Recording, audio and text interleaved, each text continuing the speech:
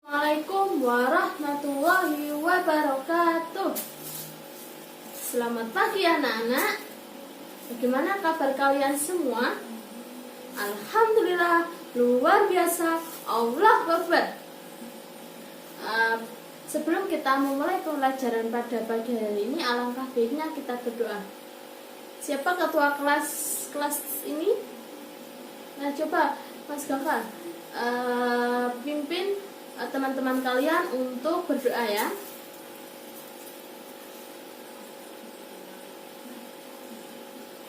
Nah, terima kasih. Nah, untuk mengawali pagi hari ini ibu mempunyai apa ya namanya? Nah, apabila ibu mengucap semangat pagi, kalian jawab pagi, pagi, pagi. Yes, tak pernah no no no. Selalu yes, tak pernah no, selalu yes, yes, yes. Nah, sekali lagi ya. Semangat pagi, pagi, pagi, pagi. Selalu yes, yes, yes. Tak pernah no, no, no. Selalu yes, tak pernah no, selalu yes, yes, yes. Sekali lagi ya, anak-anak. Semangat pagi, pagi, pagi, pagi. Selalu yes, yes, yes. Tak pernah no, no, no. Selalu yes, tak pernah no. Selalu yes, tak pernah no. Selalu yes, yes, yes. Pada pertemuan kali ini ibu akan melakukan absensi. Siapa yang tidak masuk pada pagi hari ini? Ya, siapa? Coba ibu absensi ya. Rani Puspita Sari, Almira Putri Kurniawan, ada? Muhammad Rizky Kurniawan, Gava Yulian Saputra, ada?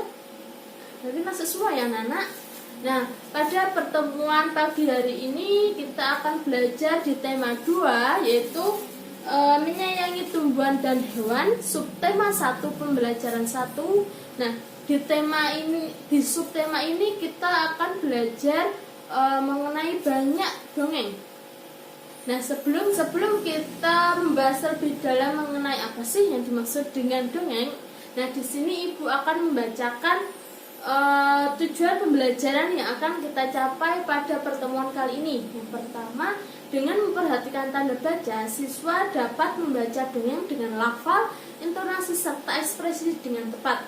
Yang kedua yaitu dengan menjawab pertanyaan atau dengan mengamati video, siswa dapat mengidentifikasi dongeng yang diamati atau yang didengar dengan tepat.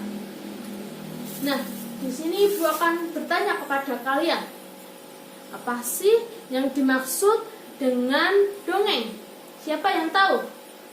Ayo, siapa yang tahu? Tidak ada? Nah, dongeng merupakan karya sastra lama yang mempunyai cerita yang penuh hayalan atau cerita fiksi. Nah, di mana cerita ini sifatnya menghibur serta memiliki pesan moral. Nah, dan dongeng ini diceritakan atau disampaikan secara temurun oleh nenek moyang. Nah, sekarang ibu akan bertanya kepada kalian, siapa yang selalu membaca dongeng atau dibacakan dongeng ketika di rumah? Ayo, siapa? Coba Mbak Rani. Ya, Mbak Rani selalu membaca dongeng. Ayo, apa? Kancil. Nah, ya, siapa lagi yang selalu membaca atau dibacakan ketika di rumah? Mbak Almira. Nah, selalu membaca dongeng Gajah dan Burung Gagak. Nah, di sini nanti ibu akan menayangkan mengenai cerita dongeng Kura-kura dan Kelinci. Nah, di dalam dongeng juga terdapat unsur-unsurnya. Yang pertama ada tema. Apa sih yang dimaksud dengan tema? Nah, Tema merupakan gagasan pokok yang ada di dalam sebuah cerita atau karya sastra. Yang kedua ada latar atau setting. Latar atau setting ini merupakan tempat, waktu, suasana terjadinya peristiwa dalam sebuah karya sastra atau dongeng. Yang ketiga ada alur. Alur merupakan terjadinya cerita dongeng, yaitu di dalam alur terdapat alur maju, alur mundur, serta alur campuran. Nah, yang pertama ada alur maju. Alur maju ini merupakan cerita yang menceritakan pada masa lampau hingga masa yang akan datang atau masa sekarang. Yang kedua yaitu alur mundur. Alur mundur merupakan cerita yang menceritakan kejadian atau menceritakan kembali kejadian pada masa lampau. Yang ketiga ada alur campuran. Alur campuran ini merupakan gabungan dari alur maju dan alur mundur, yaitu menceritakan kejadian pada masa lampau dan menceritakan kejadian pada masa yang akan datang. Yang keempat yaitu tokoh. Tokoh merupakan pelaku utama dalam sebuah karya sastra atau dongeng. Nah, di dalam tokoh ini terdapat ada tokoh antagonis, tokoh protagonis, dan tokoh serta tokoh figuran. Nah, tokoh protagonis merupakan tokoh yang memiliki karakter baik. Yang kedua ada tokoh antagonis, merupakan karakter tokoh yang tidak baik atau tokoh yang jahat. Nah, di dalam tokoh juga terdapat pelaku utama dan pelaku figuran. Nah, dan terakhir yaitu amanat. Nah, di dalam sebuah karya sastra ada pula amanat. Amanat merupakan pesan yang ingin disampaikan oleh penulis atau pengarang kepada para pembaca. Nah, di sini nanti Ibu akan menayangkan sebuah video mengenai dongeng Kancil dan Kura-Kura. Nah, Ibu meminta kalian untuk mengamati dan mengidentifikasi isi cerita yang ada di dalam video dongeng yang Ibu tayangkan, yaitu identifikasi siapa saja tokoh yang ada di dalam dongeng tersebut. Yang kedua, karakter tokoh yang ada di dalam dongeng tersebut. Terus latar atau setting. Terus amanat yang dapat kita ambil dari isi dongeng tersebut. Nah, Ibu akan memberi waktu kalian selama 20 menit atau 25 menit untuk mengamati serta mengidentifikasi isi dongeng yang ada di video. Di sebuah hutan, semua hewan bersahabat dengan baik, sehingga suasana hutan pun sangat tenang. Hingga suatu ketika, ada seekor hewan yang selalu heboh dan berisik. Ternyata suara berisik itu berasal dari derap langkah si kelinci. Si kelinci selalu berlari mengelilingi hutan, dan hal itu dilakukannya hampir setiap hari. Semua hewan di hutan telah ditantangnya. Namun, tidak ada satupun yang dapat mengalahkan kecepatannya dalam berlari. Lama sekali kau rubah. Aku sampai mengantuk menunggumu dari tadi. Karena selalu menang, si kelinci pun berubah menjadi sombong. Ia merasa yang paling cepat dan pintar di hutan itu.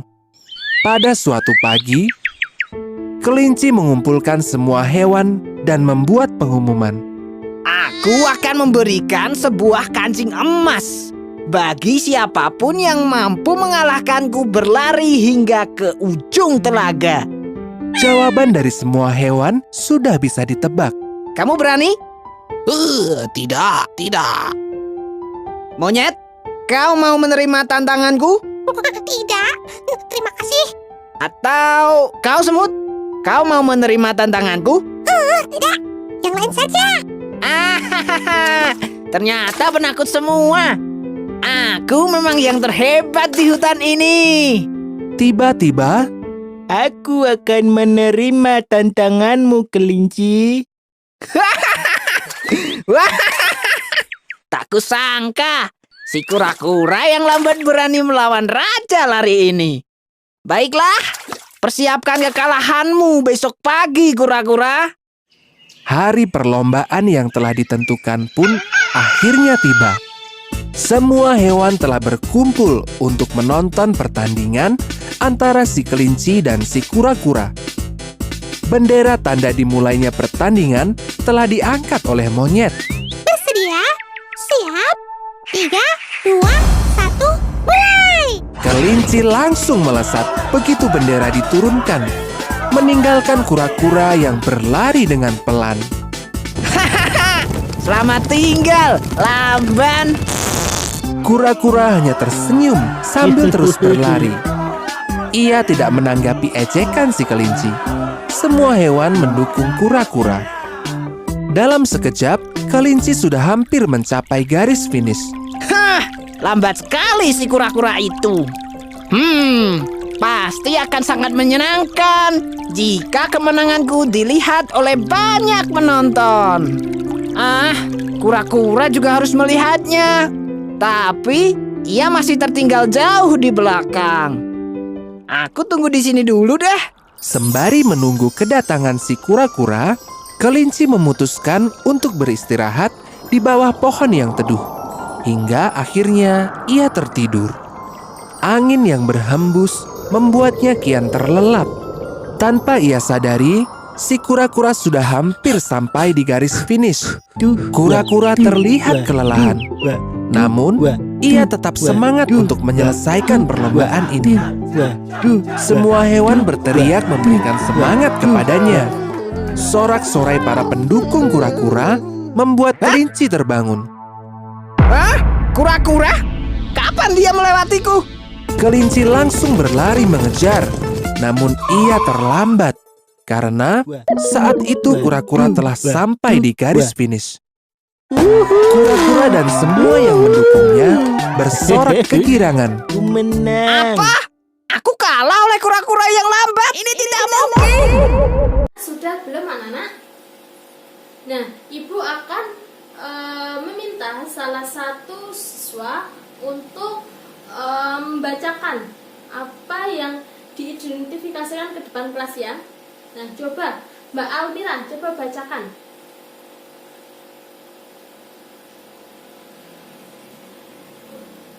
Terima kasih. Nah, selanjutnya Ibu akan membahas apa sih isi dari dongeng tersebut.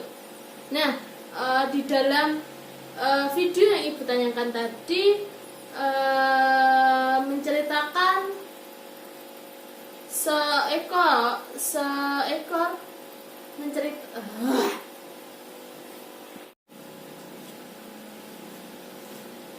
Nah, sudah selesai belum anak-anak? Nah, kita akan membahas. Nah, di dalam dongeng Kura-kura dan Kelinci, siapa tokoh yang ada di dalam dongeng tersebut? Ya, siapa? Ya, siapa? Nah, benar sekali, itu di tokoh yang ada di dalam dongeng tersebut yaitu ada kelinci, ada kura-kura, ada semut, ada, ayo siapa lagi? Ada siapa lagi? Nah, benar sekali. Yang kedua, karakter tokoh yang ada di dalam dongeng tersebut. Yang pertama yaitu kura-kura. Karakternya bagaimana? Nah, benar sekali. Karakter kura-kura yaitu selalu mengalah. Nah, sedangkan karakter dari kelinci yaitu sombong. Terus latar kejadian atau setting kejadian yang ada di dalam dongeng tersebut yaitu di mana? Nah, benar sekali, di hutan. Nah, yang selanjutnya amanat yang kita ambil dari cerita dongeng tersebut yaitu apa? Siapa yang bisa menjawab? Nah, jadi amanat yang bisa kita ambil dari cerita tersebut itu kita tidak boleh sombong. kita tidak boleh angkuh, kita tidak boleh bangga, kita tidak boleh sombong. Nah, untuk amanat yang bisa kita petik dari cerita kura-kura dan kelinci, yaitu kita tidak boleh sombong kepada orang lain, karena kesombongan itu akan dapat merugikan diri kita sendiri.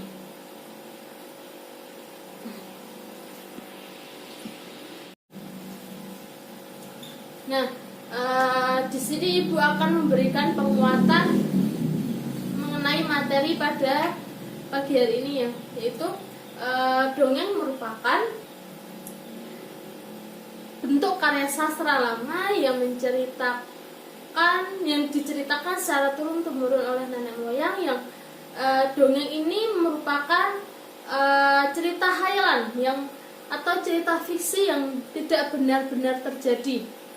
Nah, di dalam dongeng tersebut terdapat unsur. Yang pertama yaitu ada tema, latar atau setting. Yang ketiga alur atau plot. Yang keempat itu ada tokoh. Yang kelima ada amanat.